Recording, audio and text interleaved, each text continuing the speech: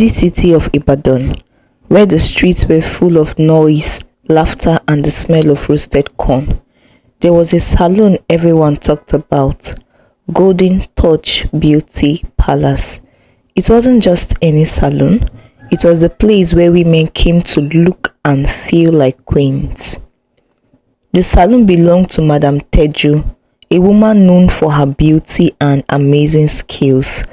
Her dark smooth skin, sparkling eyes, and honey sweet voice made her unforgettable.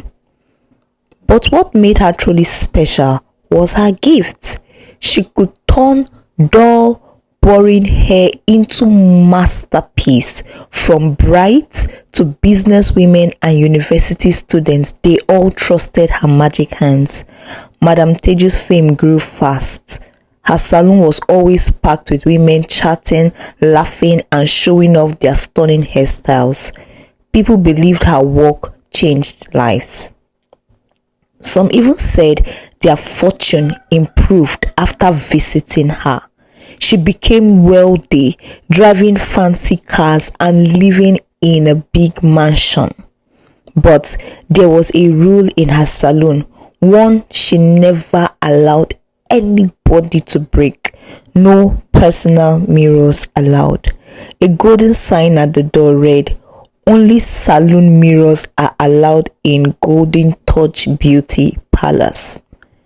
If anyone brought a pocket mirror, Madam Teju would just smile sweetly and say, "No need for that here. We have the best mirror for you." And it was true. The salon mirrors were huge and beautiful, framed in gold, and they made every woman look perfect. But there was something strange about those mirrors. One day, a woman named Damilola visited the salon. She was quiet and unassuring, but there was something powerful about her presence. Damilola was a prayerful woman, sensitive to things others couldn't see. As she sat in the chair, she felt a very unease in her spirit. Something wasn't right. She glanced at the golden mirror and shivered. Deep down, she sensed there was darkness hiding in this beauty salon, but she could not just pinpoint it. When Madam Teju began working on her hair, Damilola silently prayed, asking God to reveal the truth to her. And then suddenly, she felt a strong urge to leave the salon. "Thank you, Madam Teju," she said politely, standing up. "I need to go right now." Madam Teju frowned. "Sit down, I'm not done with you," she snapped, her usual smile replaced with frown. But Damilola didn't argue. She picked up her bag and left, despite what Madam Teju said. Feeling the stares of other women, she did not care. She walked out. Outside, Damilola went straight to a quiet spot to pray. She knelt down and cried, "Lord, something is wrong in that place. Show me what I couldn't see." Immediately, she left there and went home. But as she prayed at home, a vision came to her. In the vision, the salon's bright fancy look disappeared. The mirror glowed with so much darkness and dark energy. She saw women's reflection giving up their light and glory.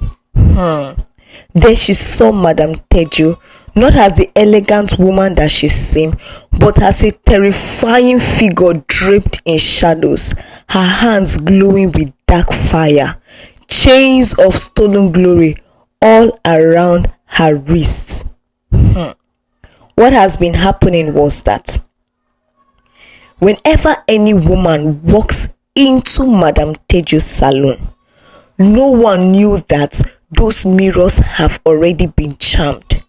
Every time a woman sits in front of them, her reflection wasn't just showing her beauty, it was stealing her inner glory. It was stealing her light, her success, and even her destiny. The women never noticed because they felt happy, thinking the new look gave them confidence. So they step into the salon with crowns and beauty, but they leave the salon in chains spiritually. Physically, they look beautiful, but spiritually, they have been chained. Any woman who walks into Madam Teju's salon with her crown will lose her crown. So they walk into the salon as queens, but leave the salon as slaves because they submitted their head to an occultic spirit that Madam Teju has bowed down to. Then God's voice spoke gently to Damilola. She is stealing from others to build herself, but her time is up. Expose her with my light.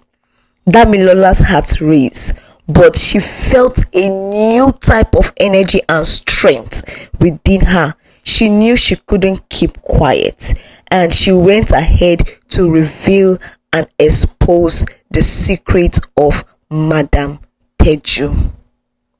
Now, listeners, what I want you to learn from this story is that we cannot stop the darkness in the world, but we can carry the light that will stop that darkness from affecting us.